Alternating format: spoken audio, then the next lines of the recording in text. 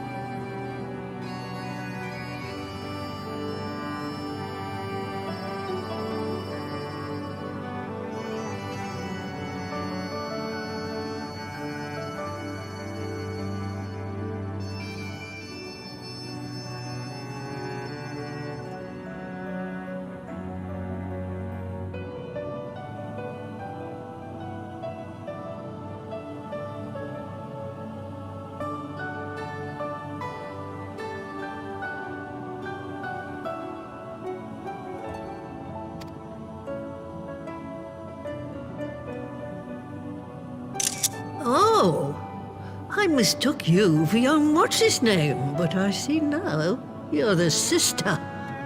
Weren't you supposed to be the lively one? I've seen happier faces at a rain-sodden burial.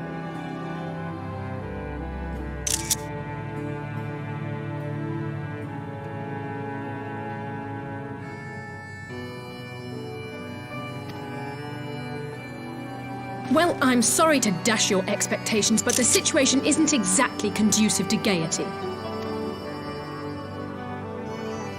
Ha! That's more like it. Stoller used to spit and hiss like a wildcat too. Better for a young thing like you to be filled with fire and leave the doom and gloom to your elders.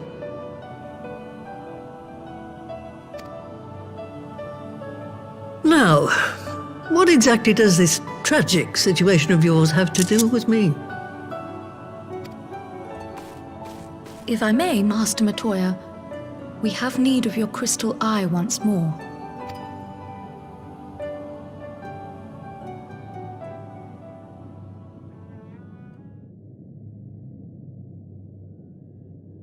And Stoller is one of the afflicted, is she? Very well. She may be an ungrateful stray, but she's my ungrateful stray, and I'll not see her buried before I am.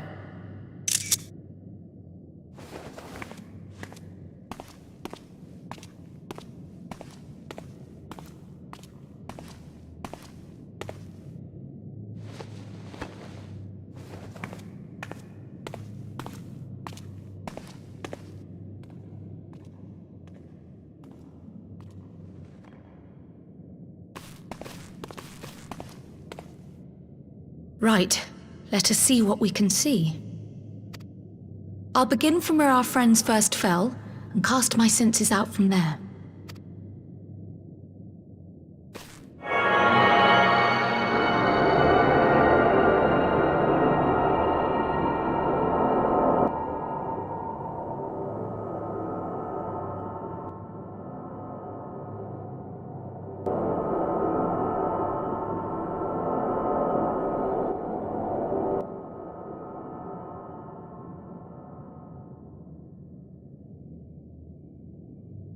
What is it? Did you find them? This doesn't make sense. How is it even possible? How is what possible? Kryl, what did you see?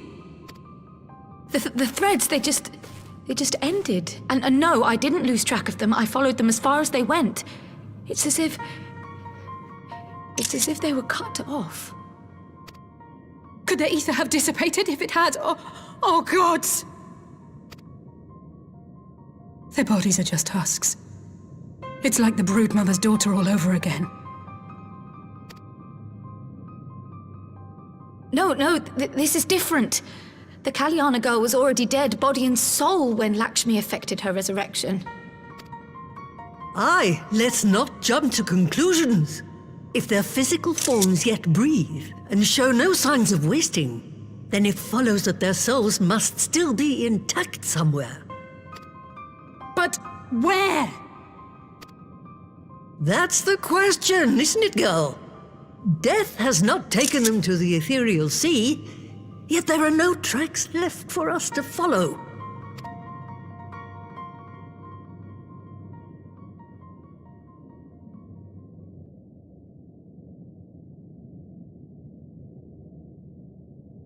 We're no closer to an answer than when we started. But knowing their souls are still out there is progress of a sort. We just have to keep looking. Pray, excuse me a moment. Yes? I remember, but... What, to Alamigo? We're on our way. That was Lise. Apparently, a group of Populares have defected to Alamigo, and Maxima, the envoy Alphino left with, is one of them. I'm sorry. I realize we've barely begun here, but... Go, child, go! You've made up your mind, and life's too short for dithering. I'll do some digging in the meantime and see if there isn't some other method we could use to continue the search. Let's be off then.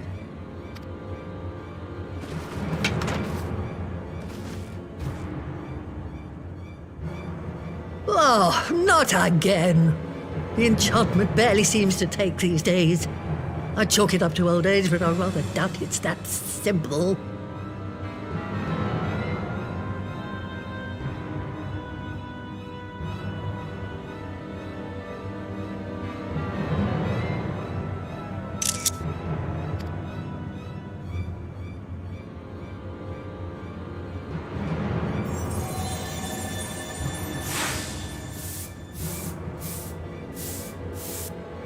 Before they took ill, Y'shtola and Urianger were sharing notes on a thinning of the ether.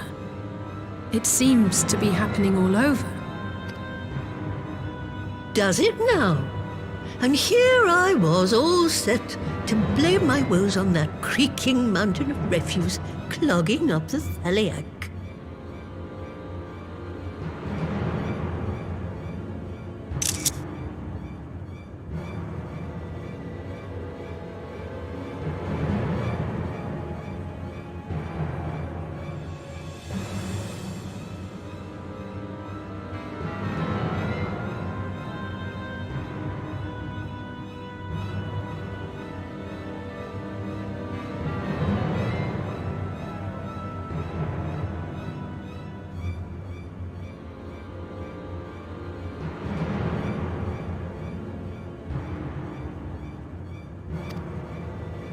I fear something has gone awry. Still, there's naught to be gained, one thing at a time.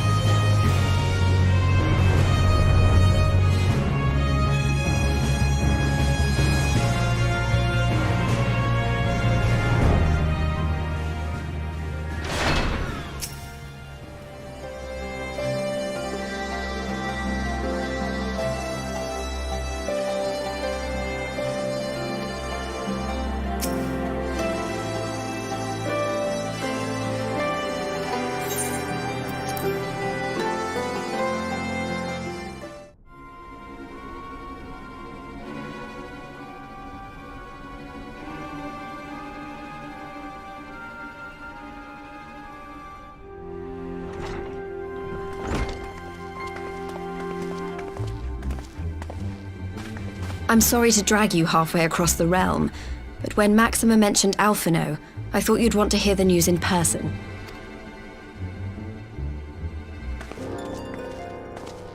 Ah, we meet again. though I was hoping our reunion would be under more auspicious circumstances.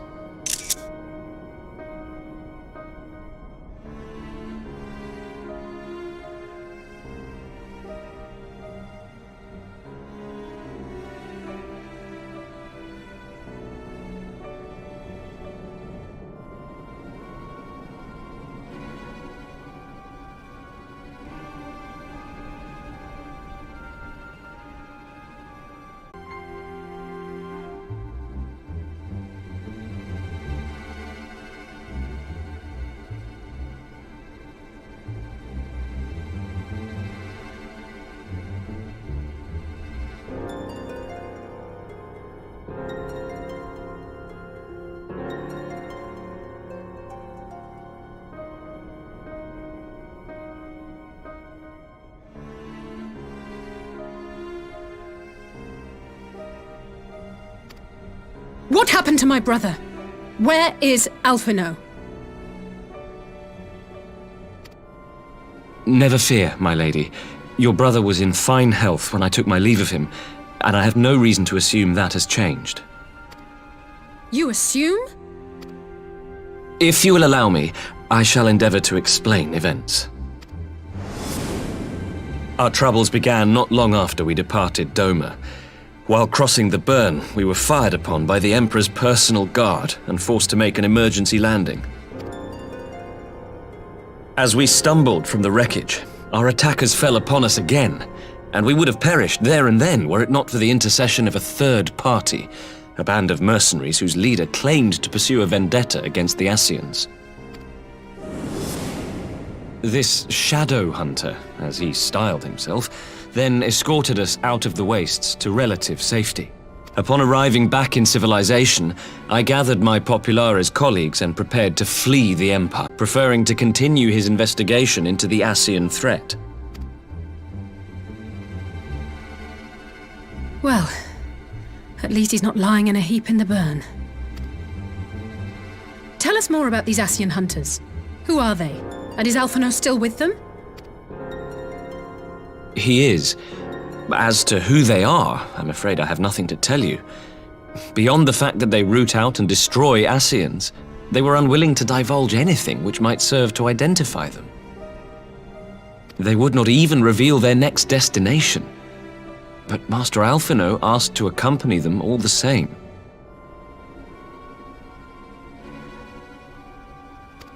Since parting company with your brother, we've been engaged in a game of cat and mouse with the Emperor's guard. We made our way through province after province, finding the army busy restoring order wherever we went, until we finally arrived here in Alamigo. I cannot thank Commander Aldin enough for giving us such an unexpectedly warm welcome. I'm not inclined to turn away refugees, no matter which land they call home. And if they can tell me how things lie in Garlemald, all the better. On that subject, there is much I would tell you. During the course of our journey, we heard tales that an entire rebel army had been slaughtered in the space of a single night. It would seem my former comrades grew tired of putting down uprisings in the conventional manner, and chose instead to bring a formidable new weapon to bear. Details were sparse, but the rumor alone was enough to dampen the flames of rebellion. I have also heard reports that several companies have withdrawn from their designated provinces and begun marching westward. It is my assessment that the Empire's forces are mobilizing for a large-scale military engagement. Westward? You mean they're getting ready to invade Alamigo? We knew this was coming, but not that it would be so soon.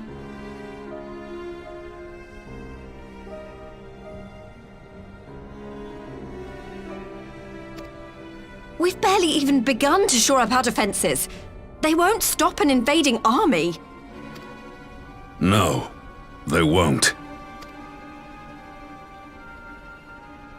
Dispatch messengers to the Alliance leadership requesting reinforcements, and send word to our officers in the field to hasten completion of those border fortifications.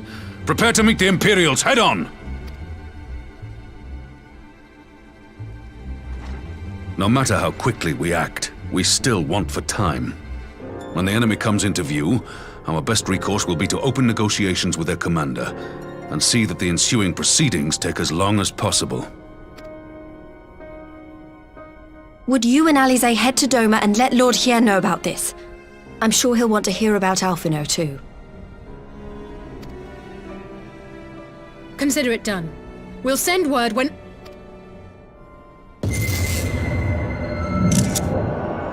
Untold sorrow must be changed. Ahead looms a calamity. Eon become instant. Throw wide the gates!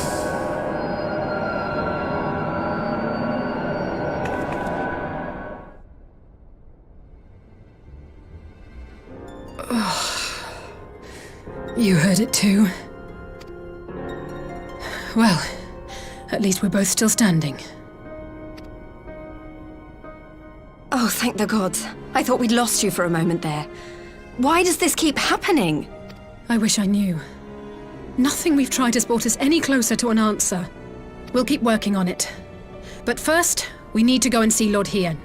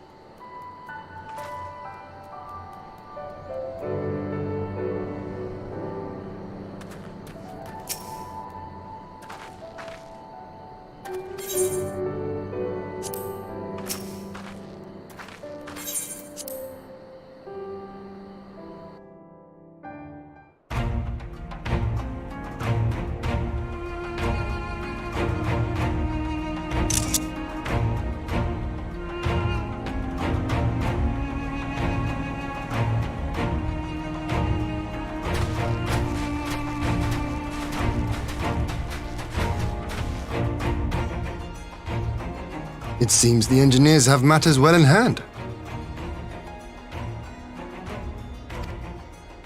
Should the barrier work as we intend, Doma will be free to reinforce her allies in Alamigo without fear of weakening her own borders.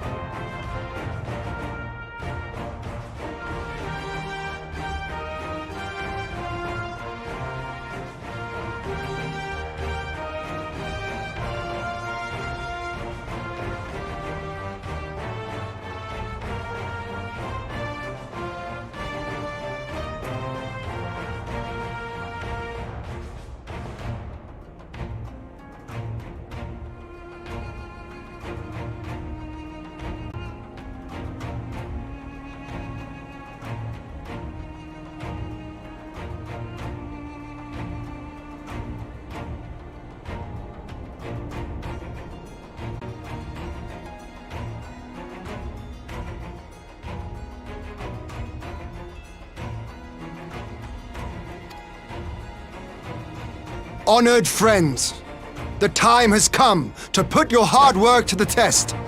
Start the generator.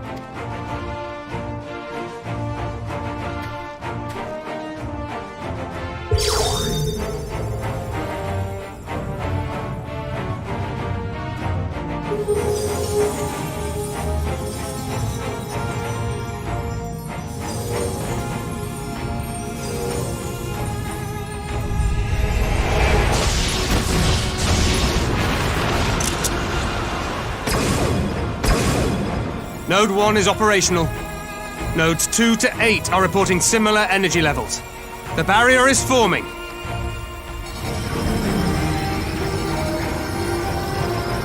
$1,000 yards, 2,000, 3,000. Expansion remains smooth. No fluctuations detected.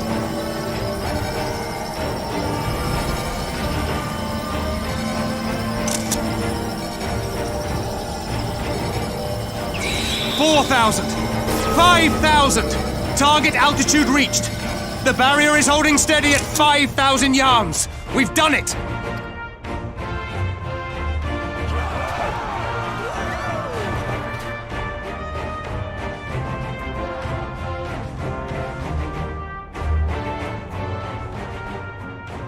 Is that an Imperial airship? Of all the rotten timing. But this is a gift, Mistress Alize. They can test our new wall for us.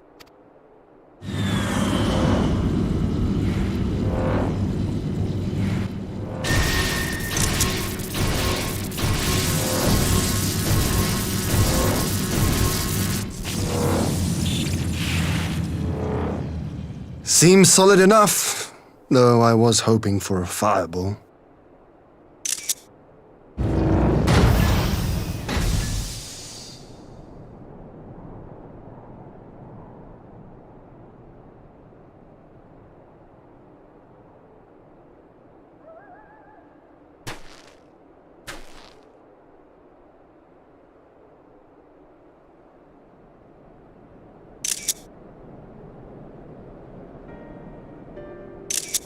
By the gods, it's Alphino.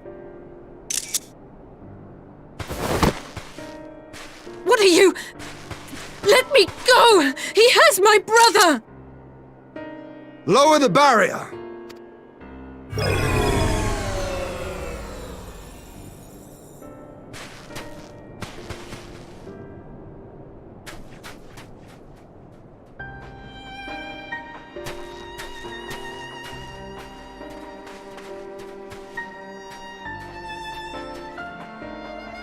Be at ease, girl. The lad is not dead, merely locked in slumber. No, not him too.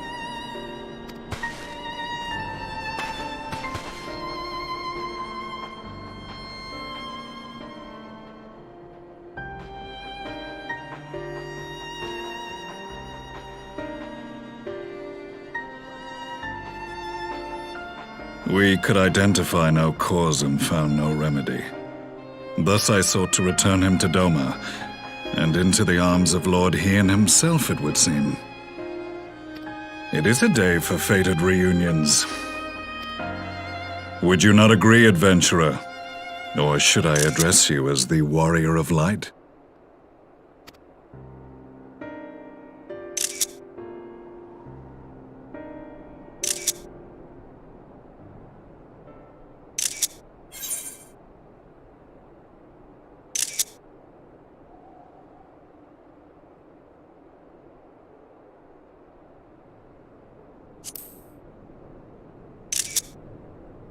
Aye, Gaius van Baelsar, the Black Wolf.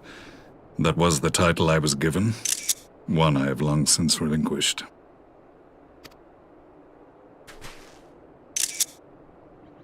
Stand down. The legatus of the 14th Imperial Legion died in Castrum Meridianum. I am no more than Gaius Baelsar, a man without rank or allegiance. Impossible! There's no way you could have survived! Do you remember how it unfolded? How I was deceived by La Hebrea? How I was convinced that reviving the Ultima weapon would allow me to bring peace to Eorzea? The Ascian used me, as he used so many others, all to further the restoration of his wretched god. Yet even with the might of Alec at my command, you bested me. And as the Praetorium went up in flames, I was content to burn along with it. For a moment at least. A moment of folly. To surrender my life thus would have been to betray all who died for my cause. It was for them that I dragged myself free of the rubble, and swore vengeance on the Ascians.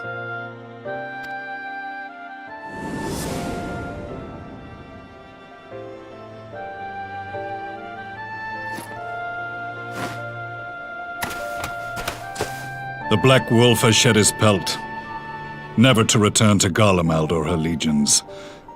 I live now only to exact revenge.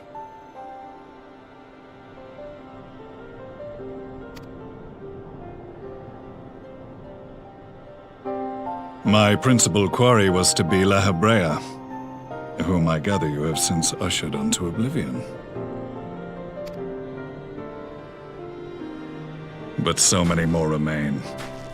Long as their kind lurked in the shadows, laboring to sow chaos throughout our world, I would see each and every one dragged into the light and put to the sword. Ions not of like mind? In this single respect, perhaps.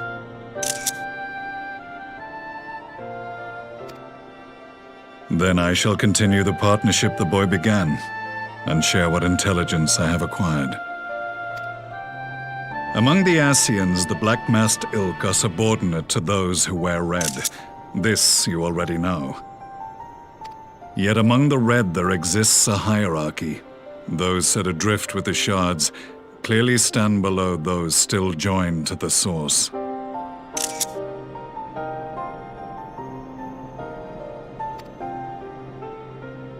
Nabriales, who once dared to intrude upon the Rising Stones, belonged to the former group, and while he was indeed a dangerous foe, his powers were inconsequential next to the paragons of the Source.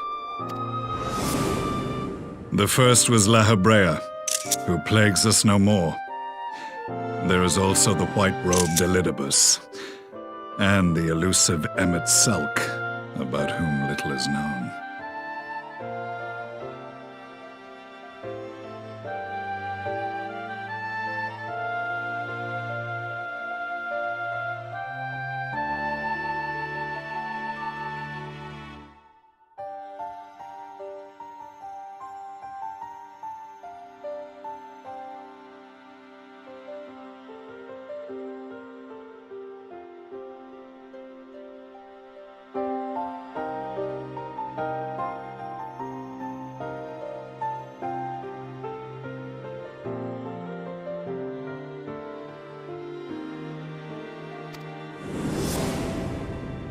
We have files on La Hebrea and Elidibus, but I believe this Emmet Selk is new to us?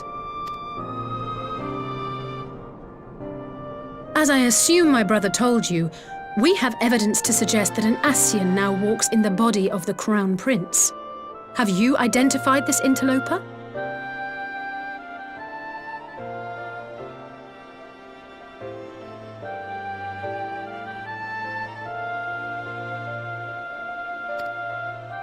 Elidibus seems the most likely culprit. As emissary, it is his role to maintain the equilibrium between darkness and light.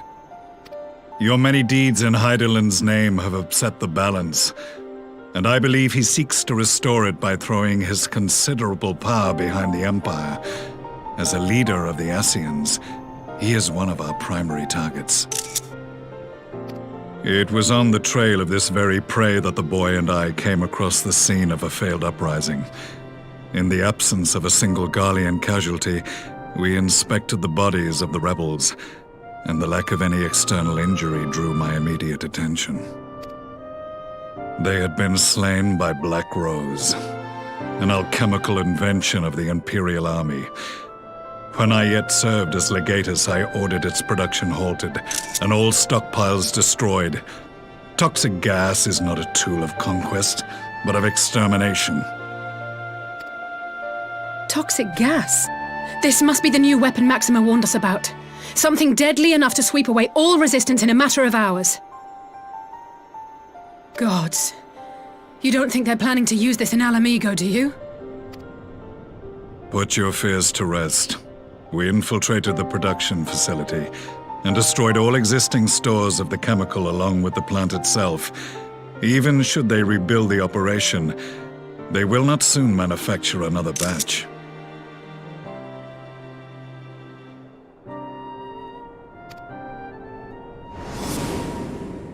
Regardless, I would draw your attention to a directive we discovered in the plant's records. The document was marked with a recent date and authorized with the signature of one Zeno Ciegalvas.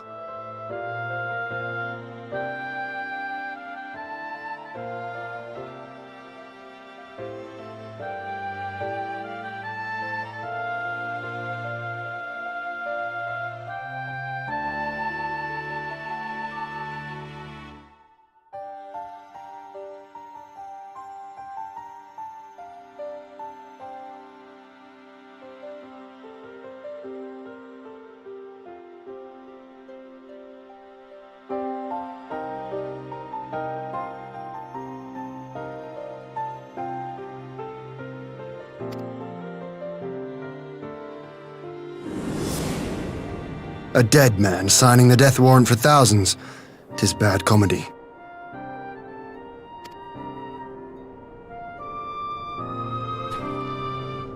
But the tale does not end there. Within that same facility was a chamber filled with devices of elegant design.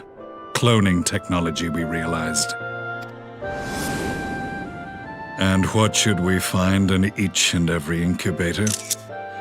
But a young Emperor Solus.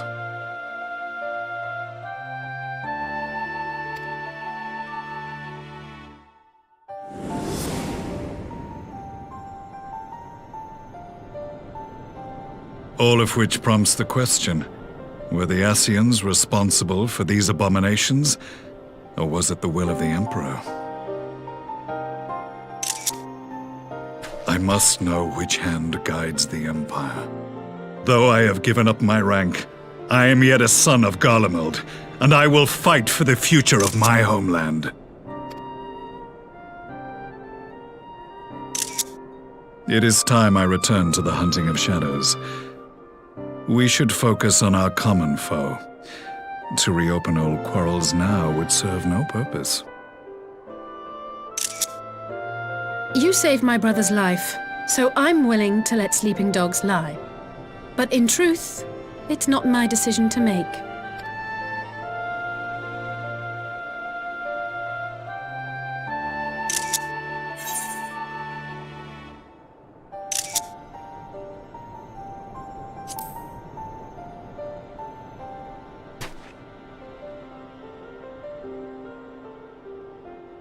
There was a time when I scorned those who placed their faith in false gods, even as I, in my blinkered conviction, place mine in Ascian promises. Unlike yours, my strength of will and my restraint was found wanting. We shall meet again, warrior of light.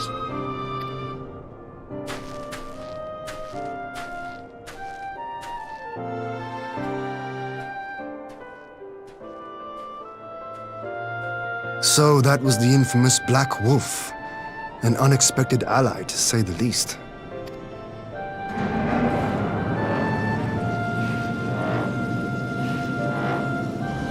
Well, I am content to leave the fine-tuning of the barrier to cleverer minds.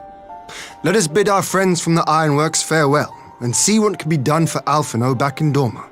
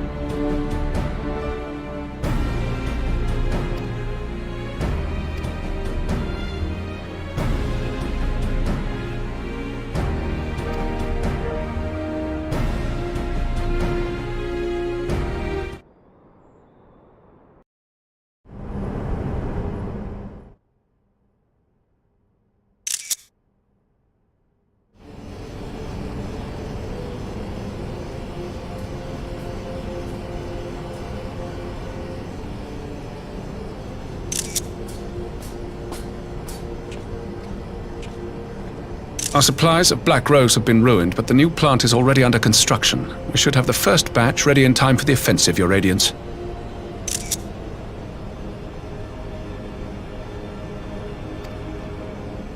See that you do.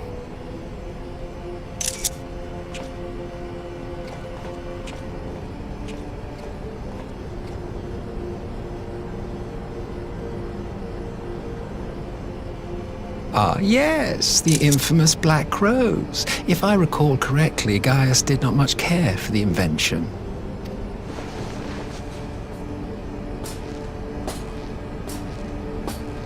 A ruthless and indiscriminate weapon indeed, this airborne poison. It seems you are capable of making decisions worthy of your bloodline. With no gift for sorcery, we Garleans must look to Magitech to even the odds. If it spares the needless deaths of our soldiers and serves the cause of this empire, there is no method I would not employ.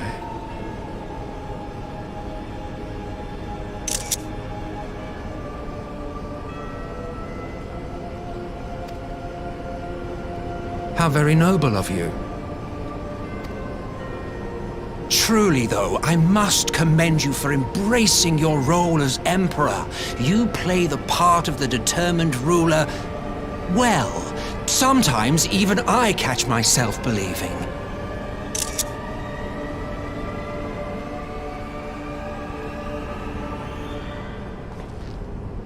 A silent agent of death. Now that I think on it, Black Rose may well possess the perfect aspect. Slowly but surely, the deluge of light has worked upon the ether here in the source, and the gas should be most susceptible to its influence.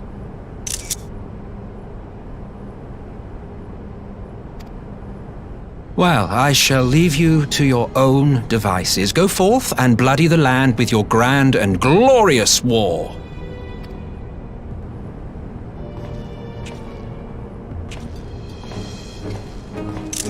While you do what, precisely?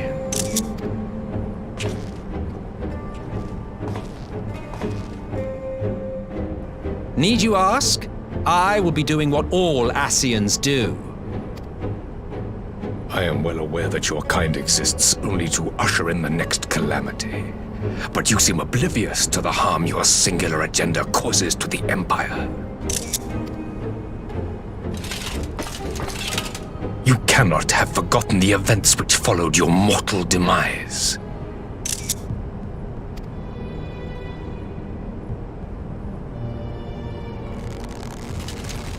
Our homeland was plunged into civil war for your failure to name a successor. The edifice you so carefully constructed was but a hair's breadth from collapse.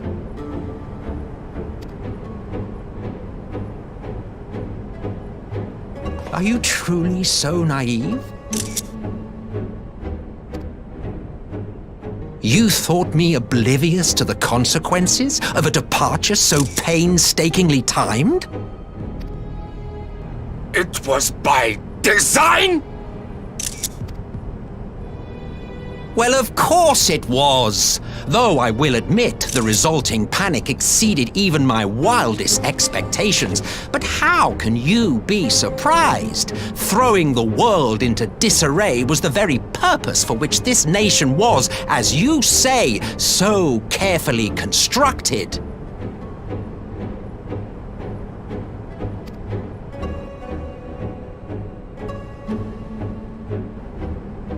Now, if you have no further questions, I must be on my way.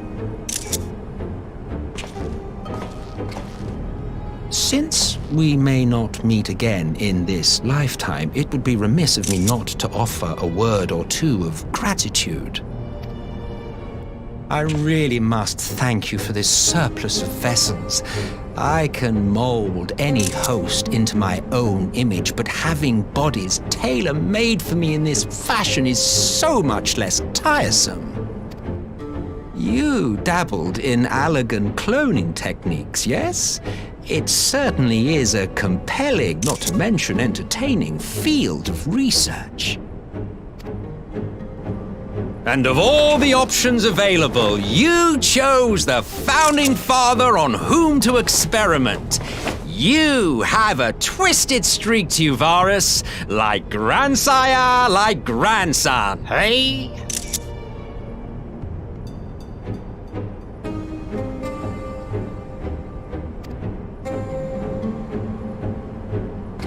If events play out as planned, this will become something of a family enterprise. You will be the capstone of this world, I the anchor and shard, and together we will give the lie to this star's fraudulent existence.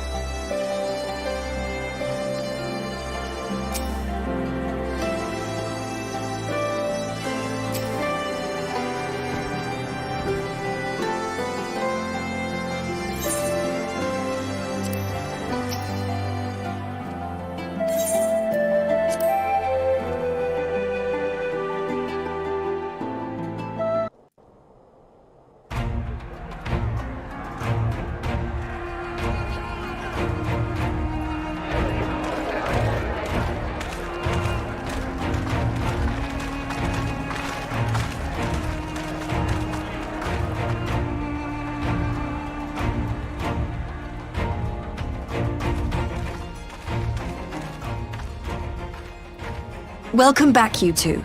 Greetings, Lord Hien. Glad you could join us. Glad to be here. I would have come sooner, were our own defense is not in question, but I am pleased to report that our soldiers are assembling for deployment to Alamigo as we speak.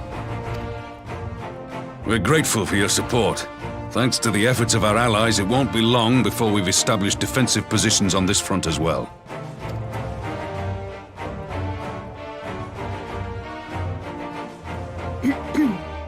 We have some good news too. Alphino has come back to us. As for the bad news,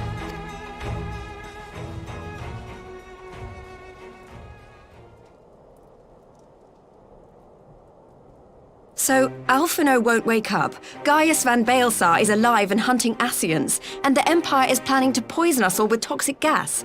Does that sound about right? Ordinarily, any one of those things would have left me in shock. But the way things have been lately, it's all starting to seem pretty normal. Getting back to your report, are we sure this Black Rose is the weapon Maxima was talking about?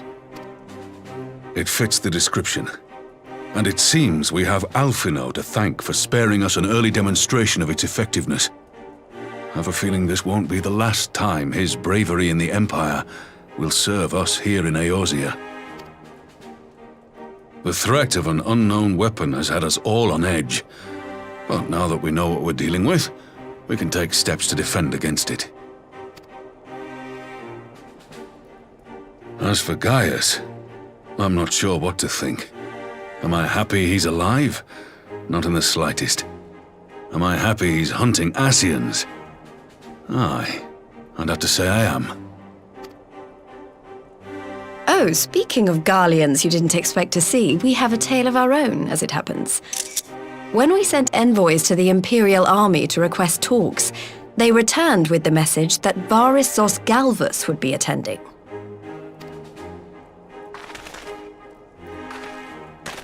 The Emperor himself. Well, Varys did sanction the Popularis peace mission. But knowing that an Ascian walks in his son's skin, I do not see how we can trust him or anyone from that nest of vipers. The Alliance would proceed with negotiations regardless, if only to give ourselves more time to prepare. We do, however, require your cooperation. Right. Yes. So, as a condition for the talks to go forward, the Empire has requested that a member of the Scions be present. There'll be a representative from each Alliance nation, of course, but I'm afraid we have to ask that you come along too.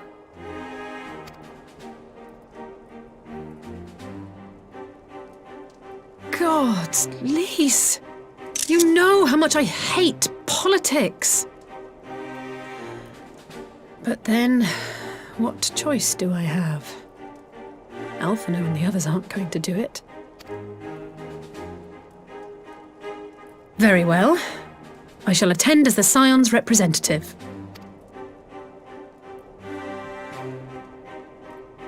In case you're wondering why I didn't ask you, the Empire also requested the presence of Eorzea's champion.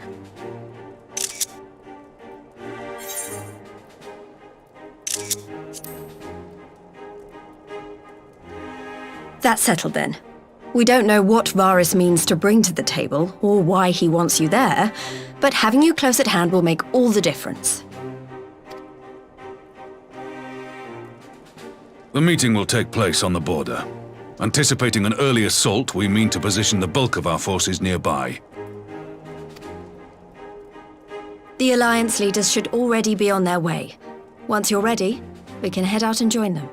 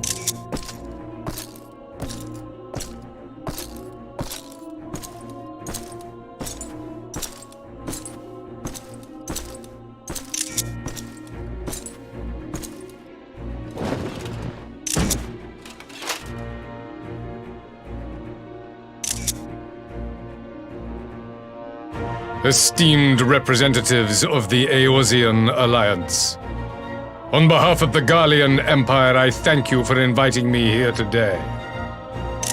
As this parley was convened at your request, I invite you to speak first. Very well, Your Radiance.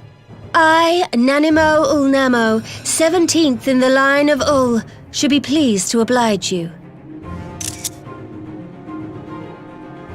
As recent events in Alamigo and Doma have made plain, the subjugation and exploitation of neighboring nations is not a sustainable policy. Should this day end in war, you may very well defeat us, but you will never extinguish the people's desire for freedom. Though it may not be in our lifetime, there will be another revolution, another war, and the cycle will continue. Doma has entered into a concord with the nations of Eorzea, a partnership wherein we recognize one another as equals. Garlemald could be afforded similar treatment. You need only set aside your ambitions and join us in paving a path towards peace.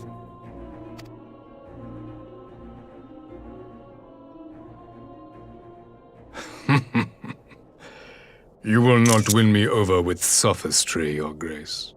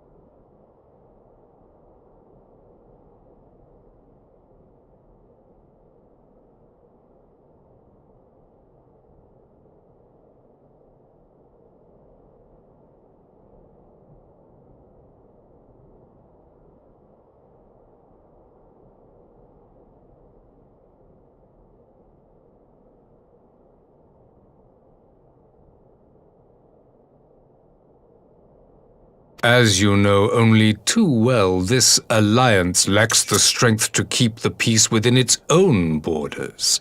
Even now, your struggles with the Beastmen continue unabated. Divided, you sow this fertile soil with the seeds of your differences and reap naught but discord and chaos for your trouble. Eorzea must be united under one leader, one purpose. I would offer you both and bring an end to your strife.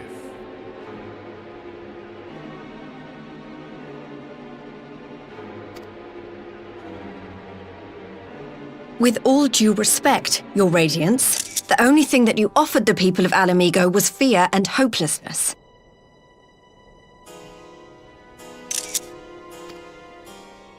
The citizens of Doma can also attest to the meager arms of imperial rule.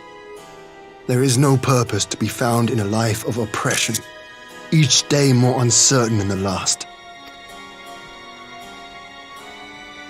Our people are willing to die for their freedom. A great many already have, and countless more will, if we don't put an end to this madness here and now.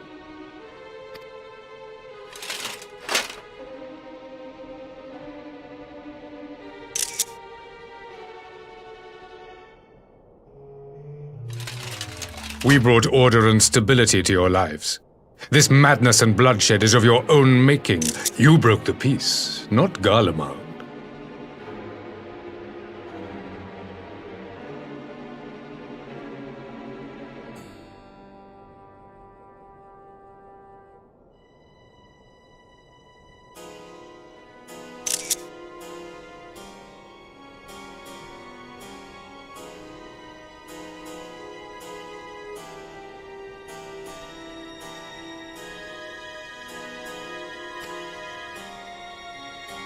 Peace. Order. You kill our peoples, despoil our lands, take everything that is ours. And what? You expect us to lick the boot that grinds our faces into the dirt?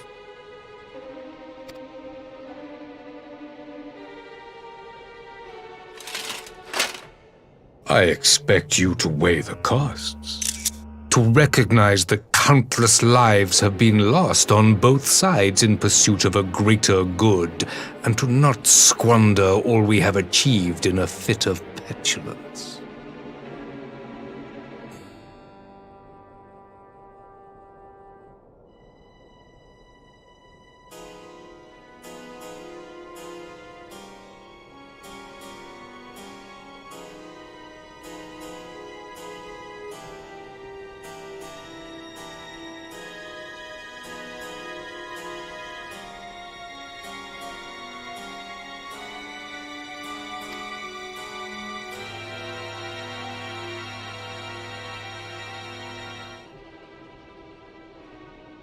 Your Radiance. I fear I can personally attest to the dangers of pursuing one's vision with such righteous fervor. For 1,000 years, the Holy See of Ishgard waged war with dragons.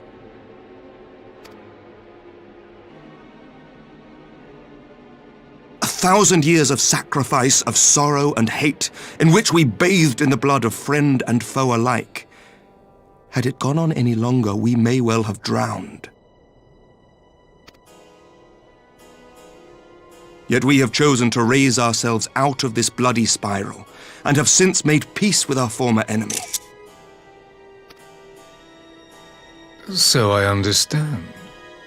No doubt the dragons were more receptive to your overtures in the wake of their leader's demise.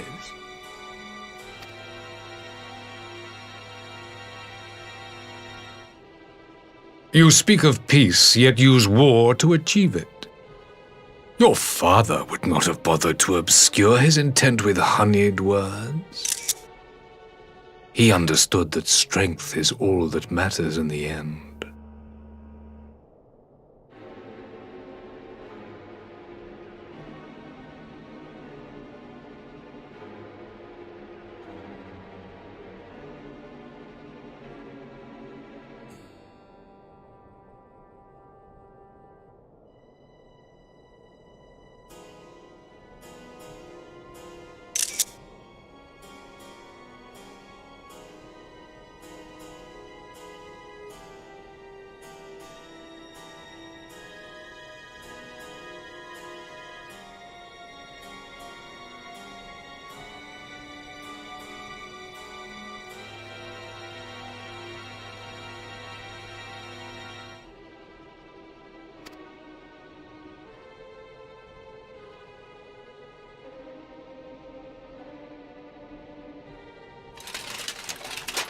Without his clarity of vision, I can but wonder what will become of Ishgard and her people.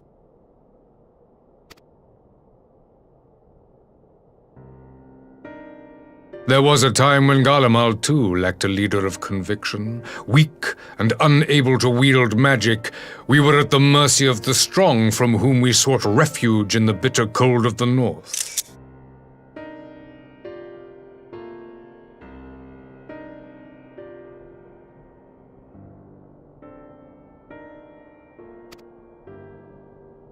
Were it not for the discovery of ceruleum and the subsequent development of magitech, we might never have gained the power to take back that which was rightfully ours.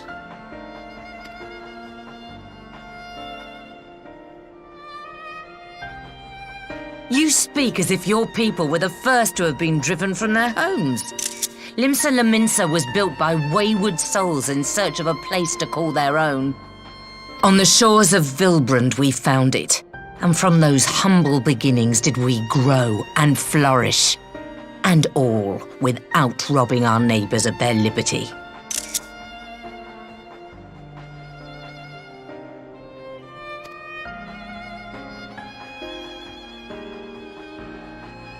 So saith the pirate. Am I to believe that you simply asked the kobolds to yield up their lands and that they were happy to oblige you? That you did not drive them out like rats in the hold of one of the many ships seized by your privateers?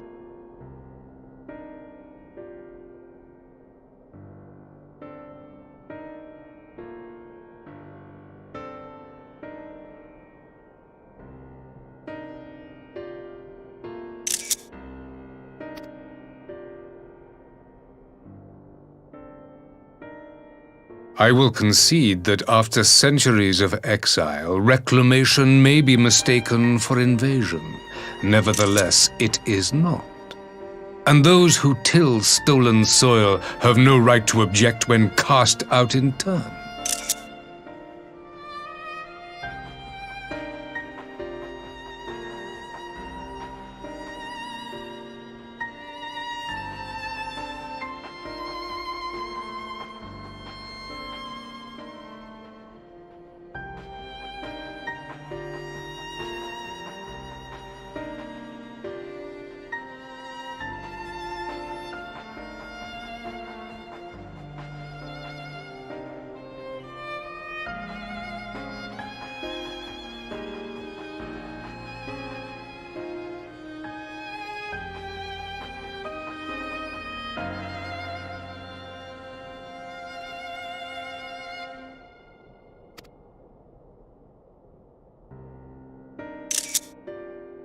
Your uncompromising nature rivals that of the Ixal. They too lament circumstances which they themselves perpetuate. Were they but to embrace peace, we would welcome them with open arms. Indeed, some few have done just that, and now receive of the 12's Wood's bounty. Would that your people might learn from their example.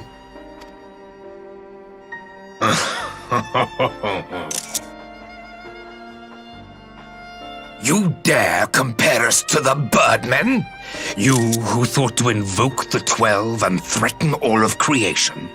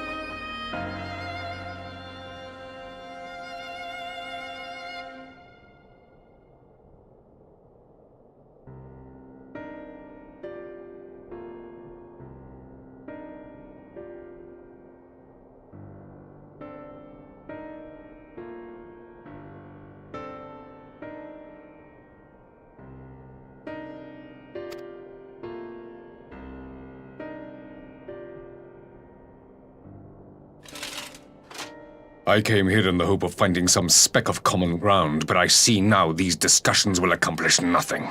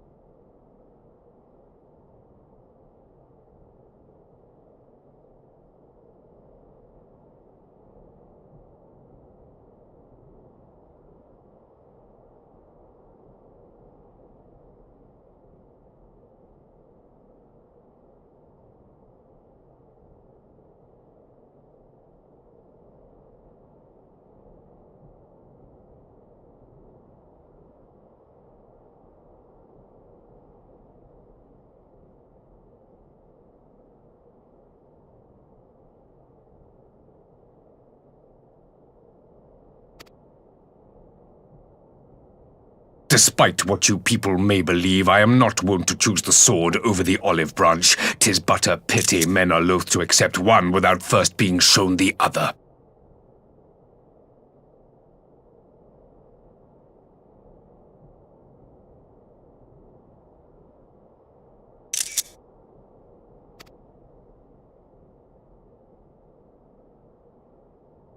Wait! I beg you. This meeting was supposed to be a chance to find a way forward together, not to bemoan the missteps which brought us here.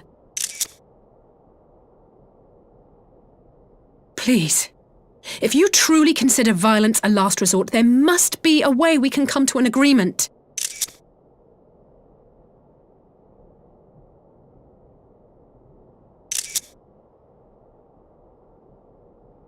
As Mistress Alize says, we did not come here to bicker over the past, but to discuss how we might strive towards a brighter future. Emperor Varys, may I suggest a short recess, that all present might compose themselves prior to beginning anew?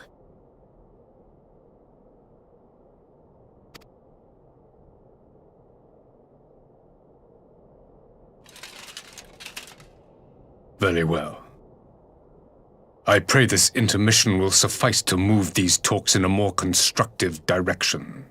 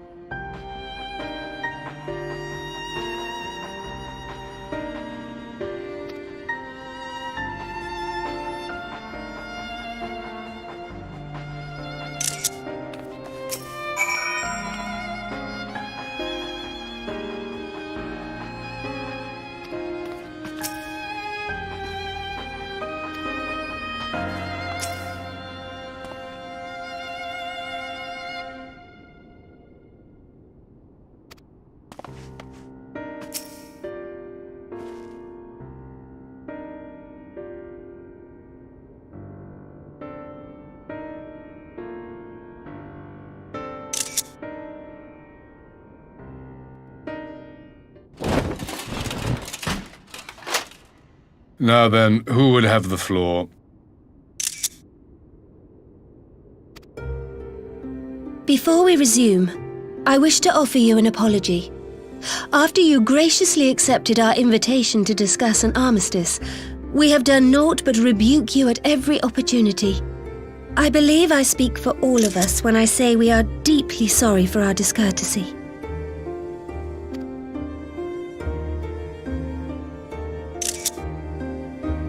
I'll admit your familiarity with our affair surprised me, and served to remind me how little I know of yours.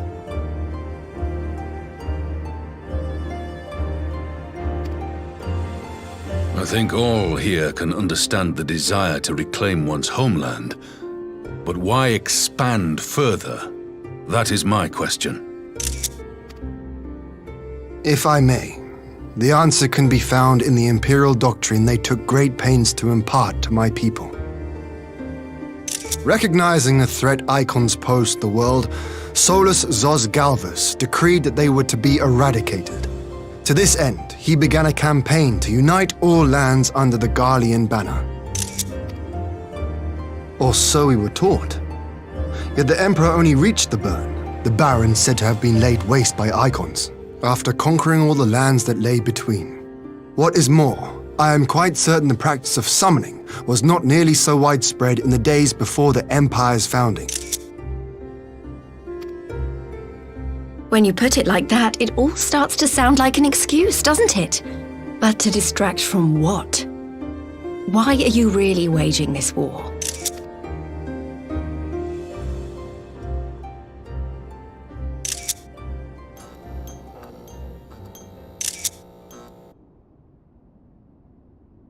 Finally, you ask the right question.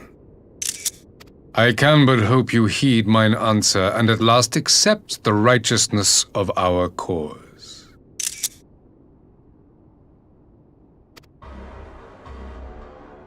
My goal is this: to return the world to the way it once was, the way it was always meant to be.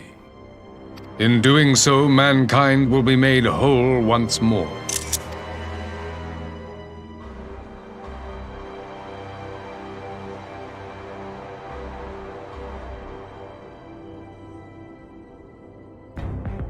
No longer will we suffer from the dissension born of our differences.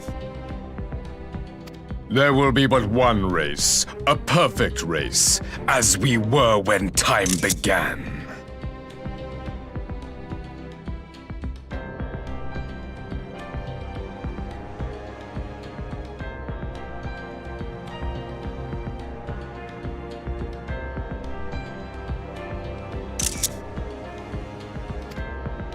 What in Rolga's name are you talking about?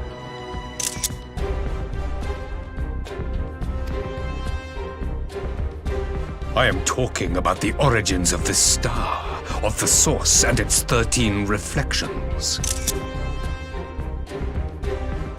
At the instant of the great sundering, 'twas not only the world that was shattered, but mankind itself. Thus were we divided into myriad races, each with its own unique imperfections.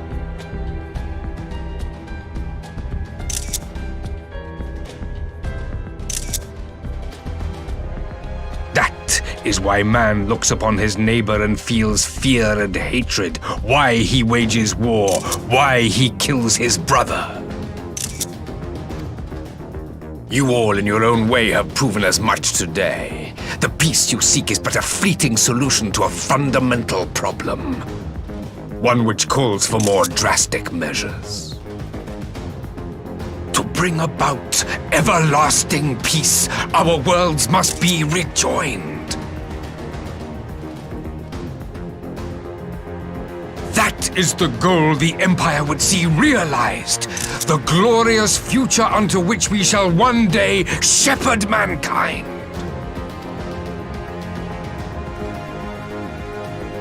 A rejoining of worlds? I have heard this tale of the source and its reflections before. Are these not the self-same desires as the Ascians?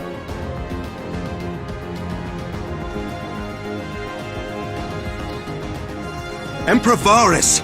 Do not trust in their words. They will lead you to your doom. My father thought to use them, but in the end he succumbed to their temptations. He embraced summoning like so many other pawns before him. Do not tell us you mean to do the same.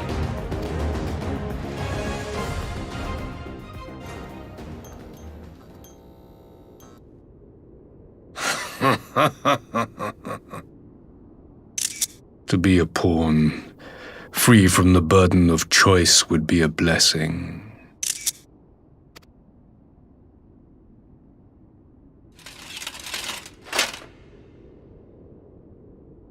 But I forswore that privilege the day I learned that the Garlean Empire was built by the hand of an Ascian.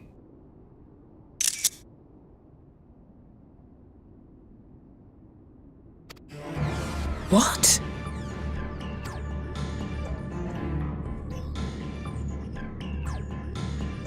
Yes. My grandsire, the former emperor, is of their number. And who better to build an empire capable of bringing about the calamitous change we desire? Would you condemn me for this alliance? For bowing to the will of these shadowy masters, when the prize is true and lasting peace?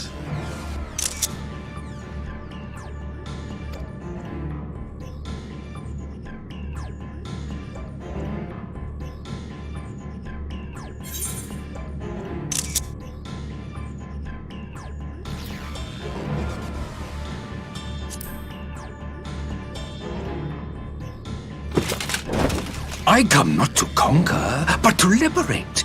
To free man from the prison of divergence. Imagine a world united. One perfect race beneath a single standard.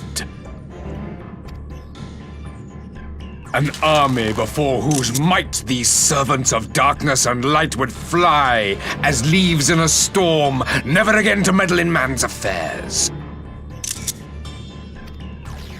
We would be the masters of our own fate. I bid you join me, not as subjects of Garlemald, but of a new nation. And together we shall win freedom for ourselves and generations yet unborn.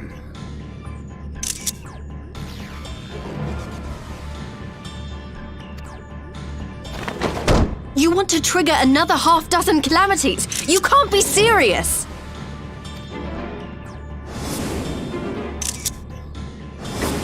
Have you forgotten how many died? There will be no one left! Do you truly imagine we would aid you in your bloodletting? It is unthinkable! Unconscionable!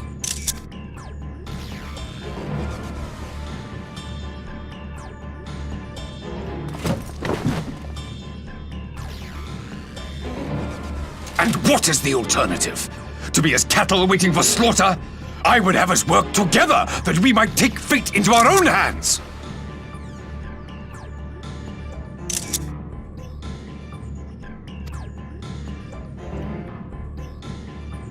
Into your hands, perhaps. But what of the other worlds, your radiance? With every calamity, you obliterate a star and every soul that dwells on it. To the Ascians, we are all but tiny, momentary specks within an indifferent universe. We cannot hope to oppose them until we have been made whole once more.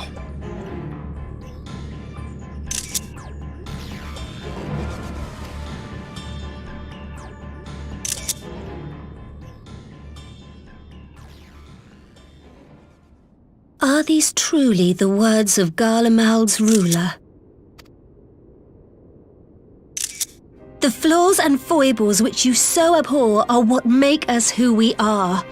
Every nation, even yours, Emperor Varys, is made whole through the combination of these imperfections, the strengths of one compensating for the weaknesses of another.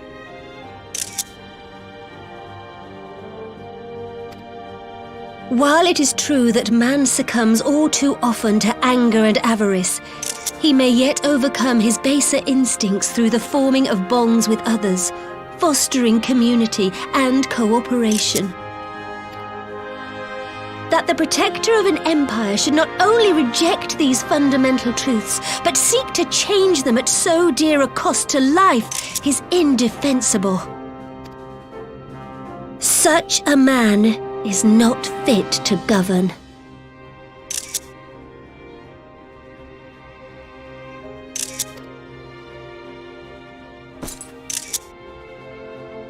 And you, warrior of light, would you refuse me as well?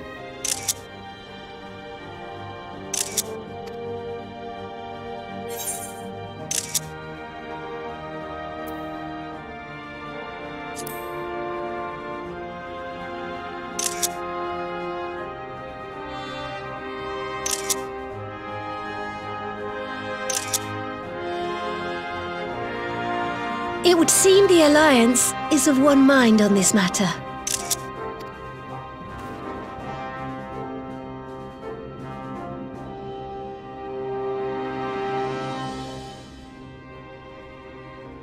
You Eorzeans never cease to disappoint me. Though I suppose I have only myself to blame for expecting more from savages.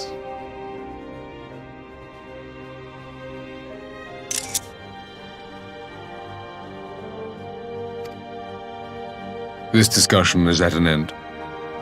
I bid you make ready for our next meeting. It will not be at the negotiating table.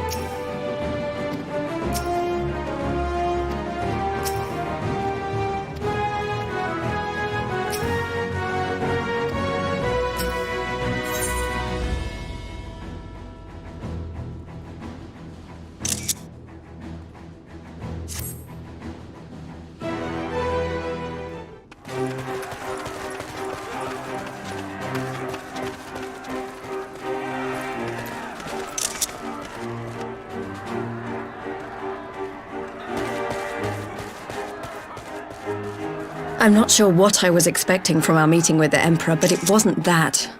Still, at least we know now what he's really after. Aye, a future built on a mountain of bodies. I too want the Ascians dead, but not at any cost. The last of the reinforcements from Dorma arrived not long ago. I pray it will be enough. Given the Emperor's stated goal, this is a battle we can ill afford to lose.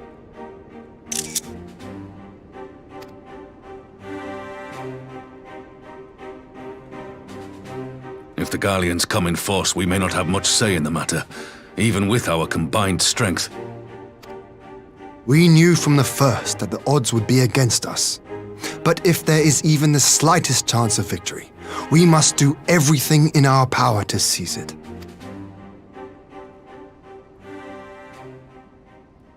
We must seize it, full stop. Here!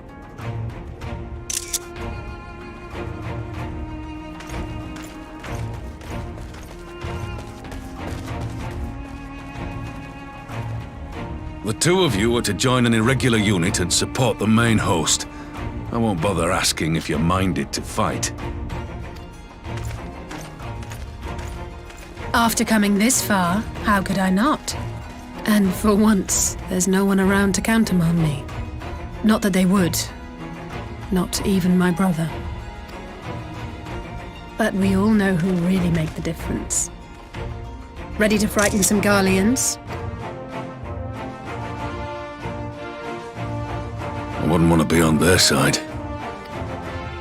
Might I ask you to accompany the Dorman contingent? They are strangers here, and your presence would do much to raise their spirits.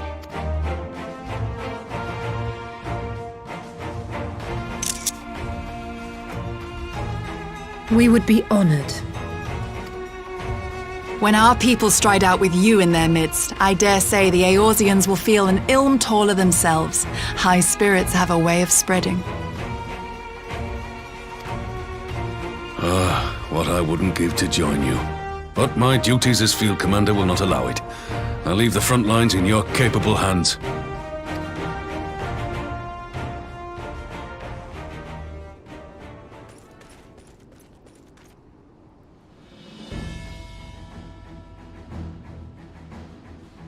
Comrades, ready your arms. The hour of battle has come. May the crystal guide us to victory!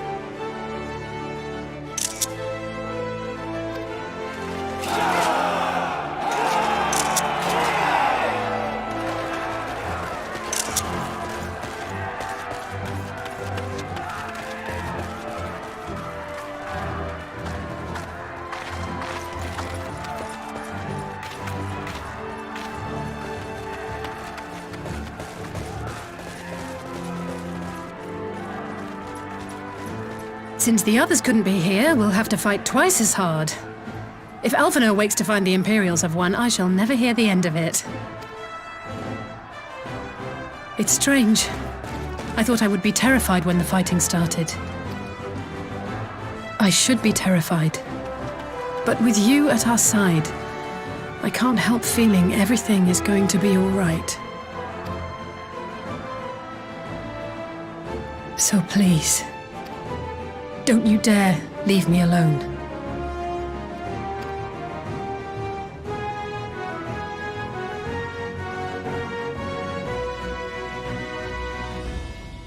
No matter what happens, we have to survive together.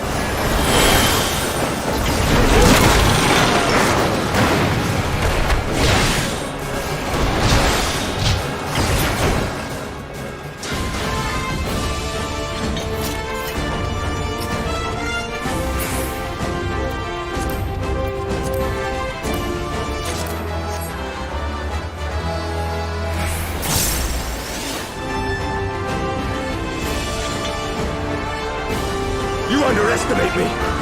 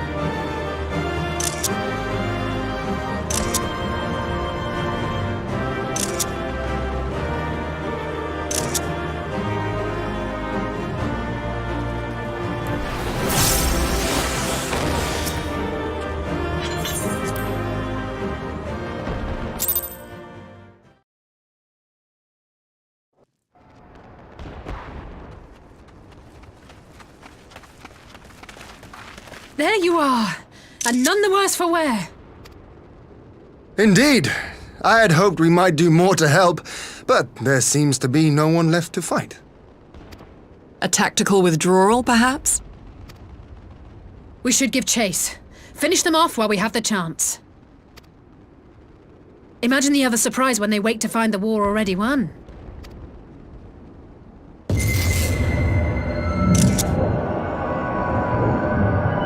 The light will expunge all life. Only you can forestall the calamity. Throw wide the gates. No! Not like...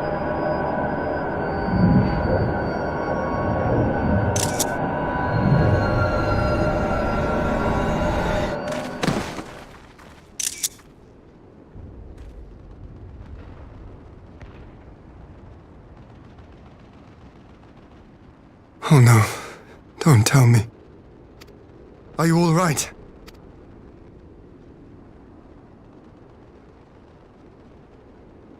Quickly! We must get her back to the encampment.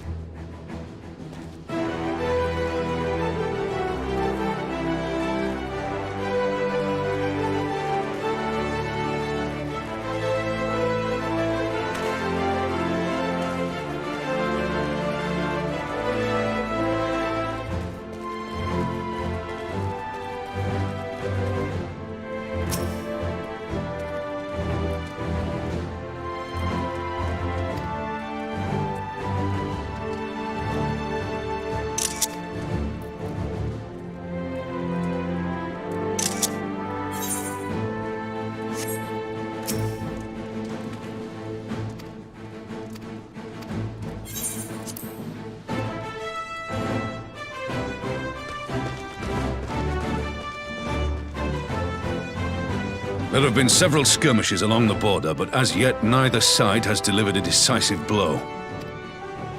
We had long assumed that the Garleans would overwhelm us in a straight fight, but we seem to be gaining ground, albeit slowly. As to why that might be, the most likely explanation is that they have yet to commit all their forces. Still, we're winning, and our latest intelligence suggests the Emperor has retreated back to Garlemald. In light of this, we're considering launching an offensive with the aim of pushing the front line forward and giving ourselves some room to breathe.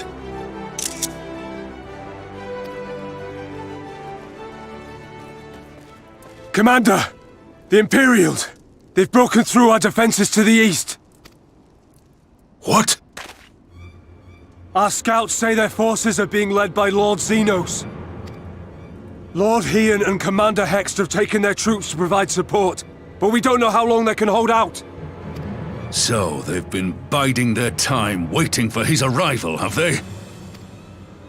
Very well. Send word to our allies, requesting reinforcements for the front line.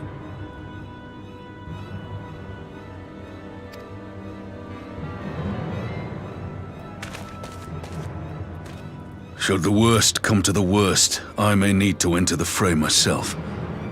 But what of you? Do you still have the strength to fight?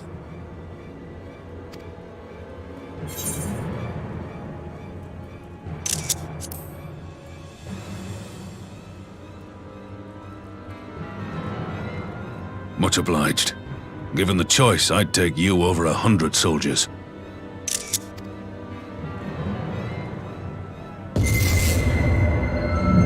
Why won't they open? Please, I bid you open!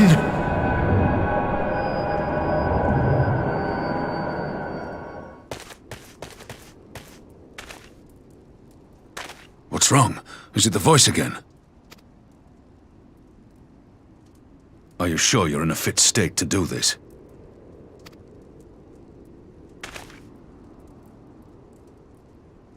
May Ralga grant us strength. Give 'em hell, lad. I, for my part, will defend this place to my dying breath.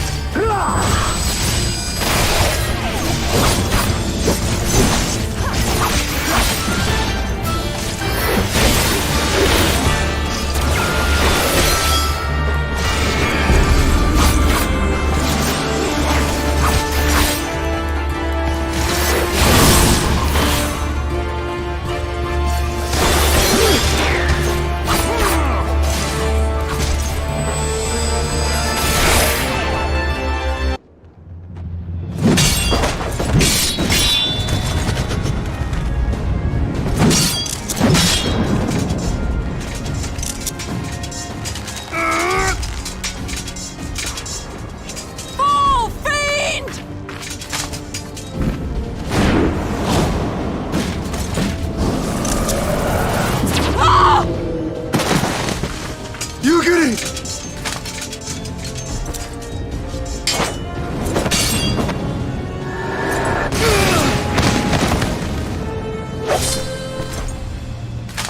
Damn you!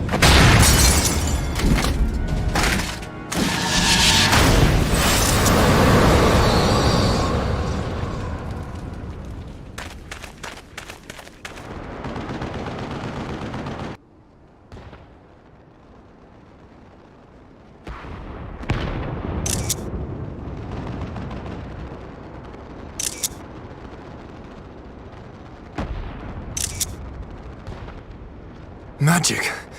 With a Garlean body. That's hardly fair.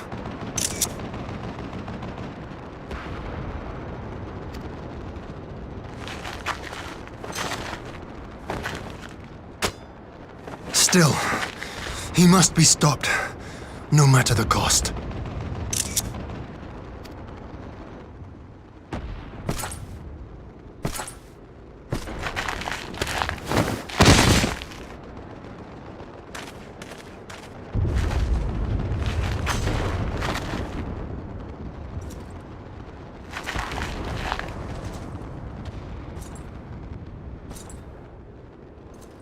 Ah, bringer of light.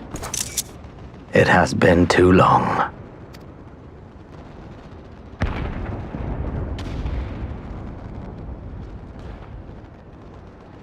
No words to mark our reunion?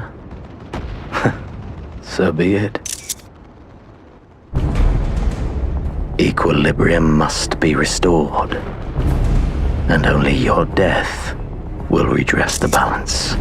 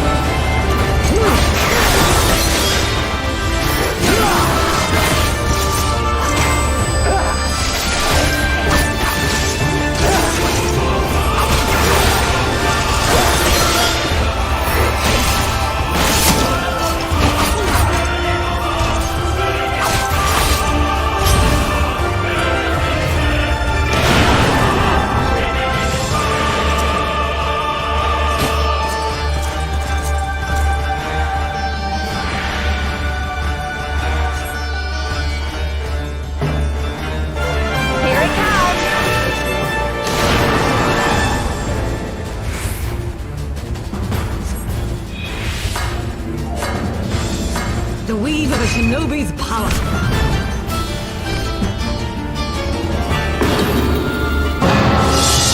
The art of my forebears.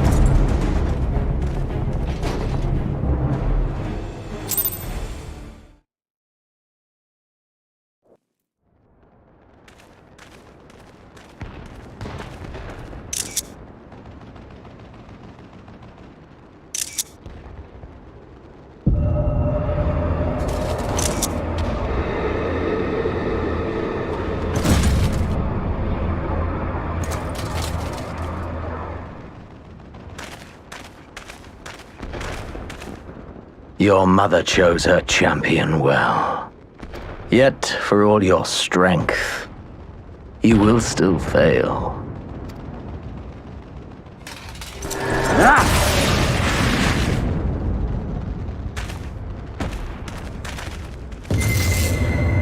Please, I beseech you.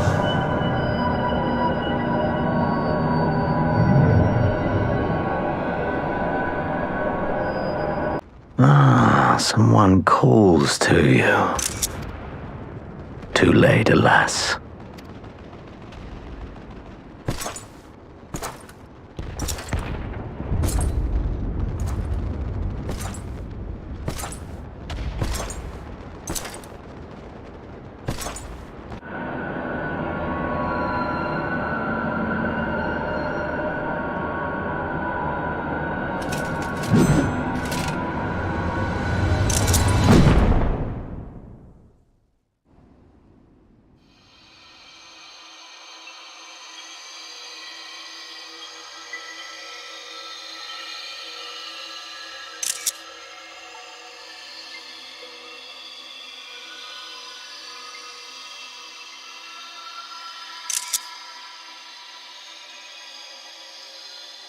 At last, I found you.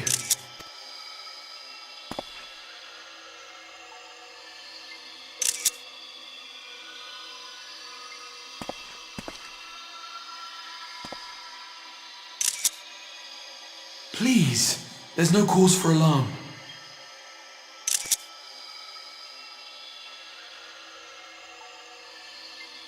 Though, I confess, this is not where I had intended to meet.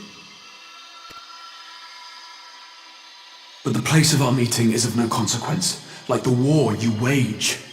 Win or lose, the path you walk leads only to oblivion. The better path leads you here, to me. I have need of your strength.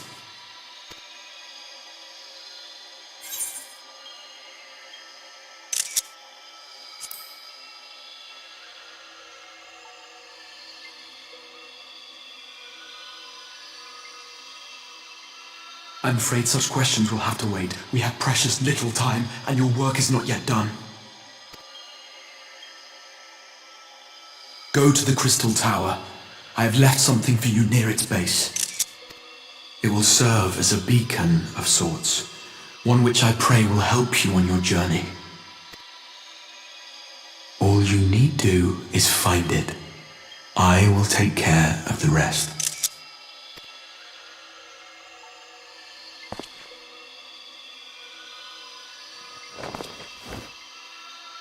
Soon, we will throw wide the gates, and the path to the first will be yours to walk at last.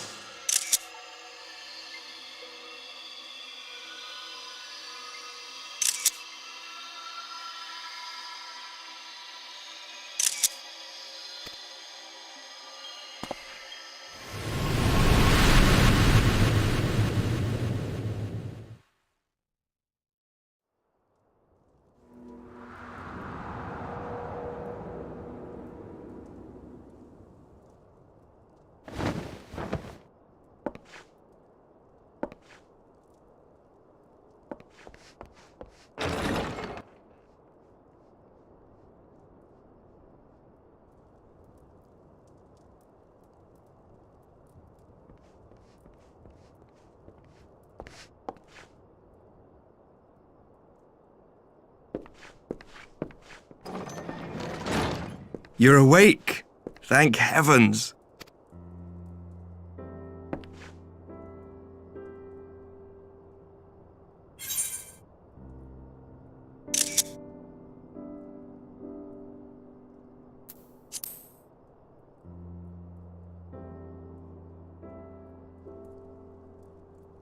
I see you recall that much, at least. In the midst of your duel, it is said you faltered, and that the Crown Prince seized the opportunity to deliver a mortal blow. Yet before his blade could find its mark, he was distracted by the arrival of a second adversary who bore you away from the battlefield and into the hands of our chirurgeons.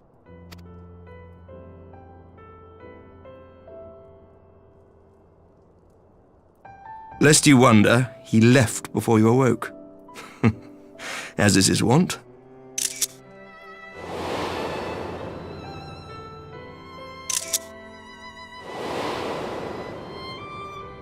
Estinian never was one for emotional farewells.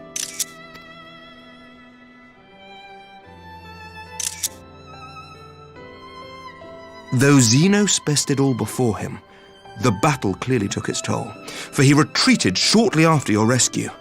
Seeing this, the remaining Imperial forces decided discretion was the better part of valor and pulled back, allowing us to re-establish our position. We have since received word of renewed unrest in the provinces, doubtless inspired by the efforts of the Eorzean Alliance and our Far Eastern allies. Nor does the good news end there. We have also come into possession of intelligence suggesting unrest within the Imperial Court. This would certainly explain why both the Emperor and Lord Xenos appear to have abandoned the fight.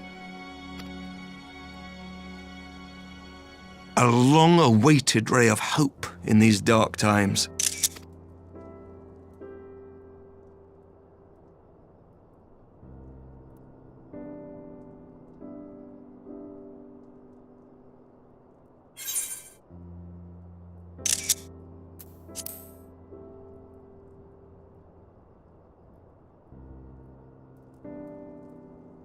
Yet to awake, I'm afraid. But please, concentrate on your own recovery for now. You have carried the hopes of some half-dozen nations, and we are all eternally grateful for your efforts. But no one is without their limits, not even you. Leave this fight to us, my friend. You have earned your rest. But before I forget, I was asked to deliver a message as soon as you awoke. A reminder that you are not alone, though many of your allies have fallen.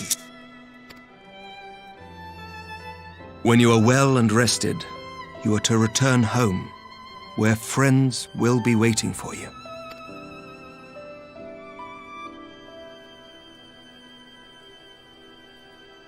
Now, if you will excuse me, I must return to the front. May we meet again soon, under happier circumstances.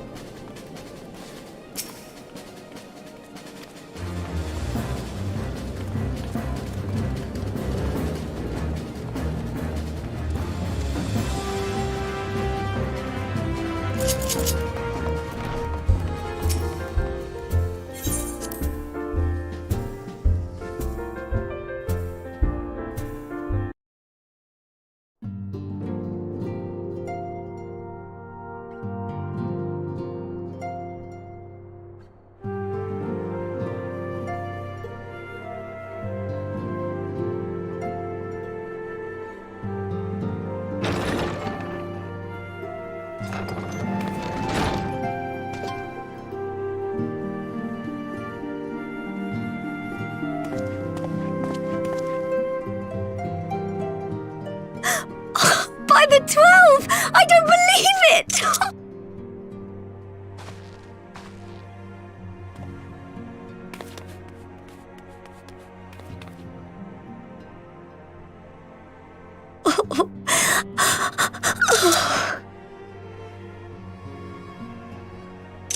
I rushed back as soon as I could. I swear, my heart nearly stopped when I heard you'd collapse like the others. What in heaven's name is going on?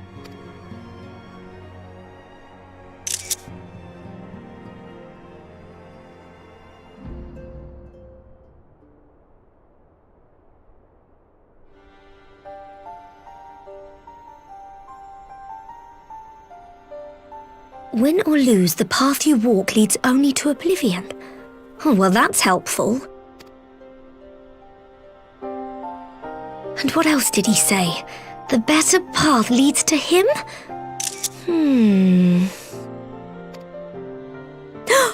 If his is the voice you've all been hearing, perhaps the others are with him!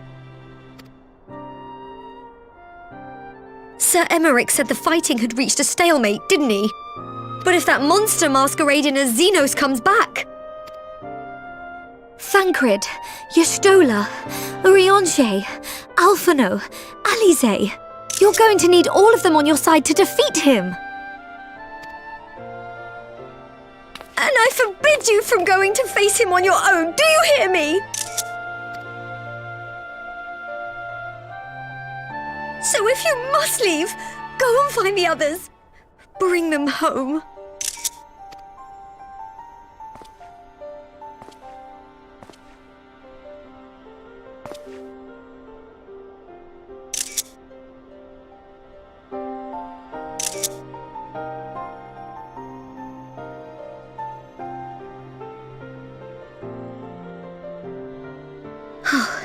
As for where to start, you said the stranger had left a beacon for you at the Crystal Tower, right? But how are you to find it, now that the tower has been sealed shut?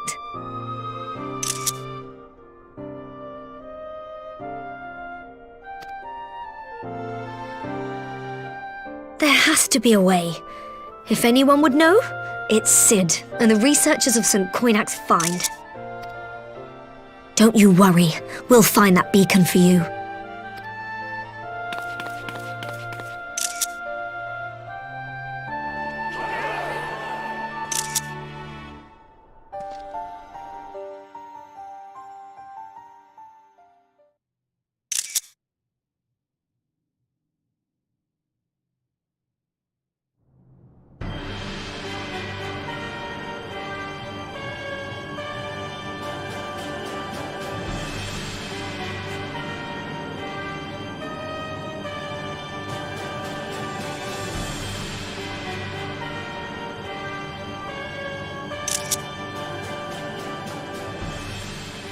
I pray you have good reason for abandoning the front.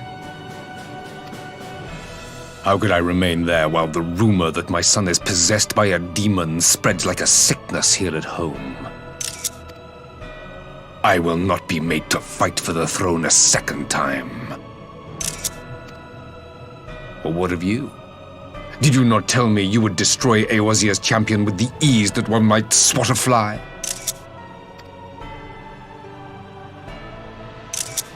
A minor setback. He will not escape me again.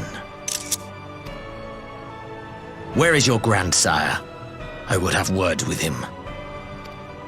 How should I know? Do you hide from each other's sight as well?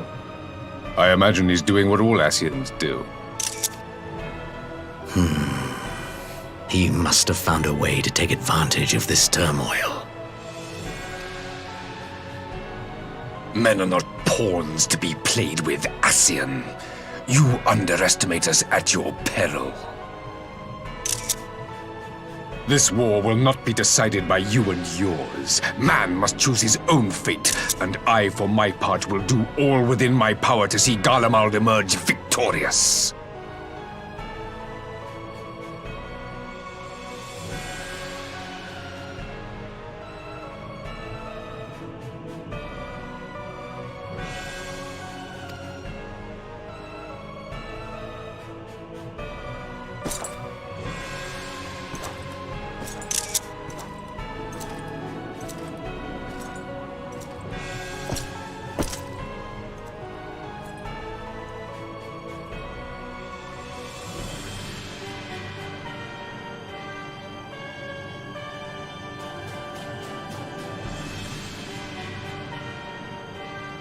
Pray forgive the intrusion, Your Radiance, but the requested preparations are now complete. We stand ready to begin production of Black Rose upon your order.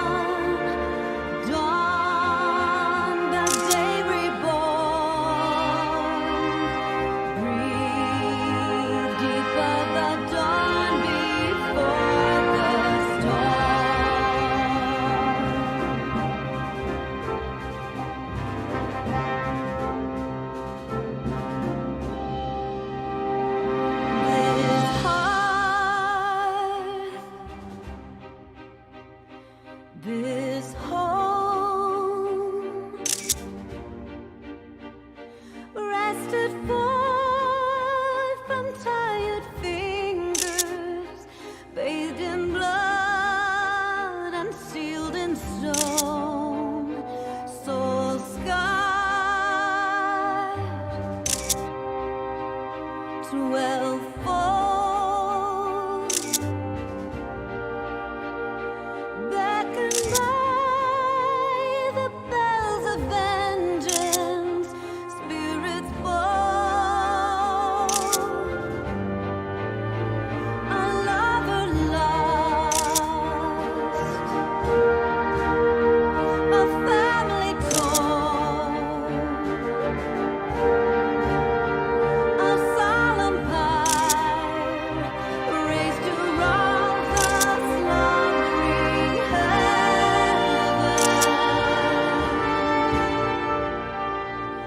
fire in your eyes, fire in your hearts, steel as you sound the horns of the war. You know the cost, for who shall mourn when light is quenched, that another might burn brighter?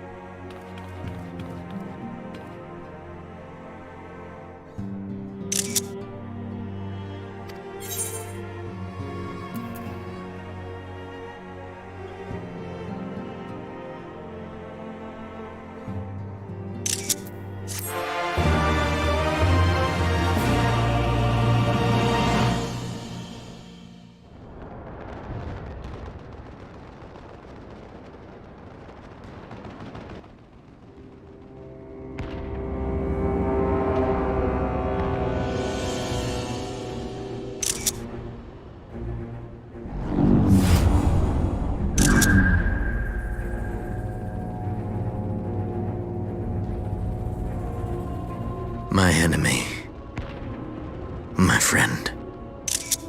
Had I been but a step faster.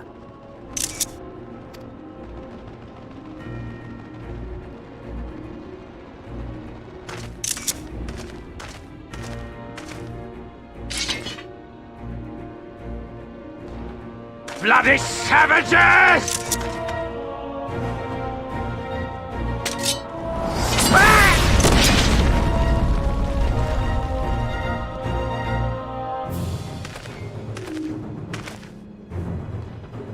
A pity your hunt leads you elsewhere. Not that I am surprised. May you find joy in it. Grow stronger, more savage, and savor every triumph.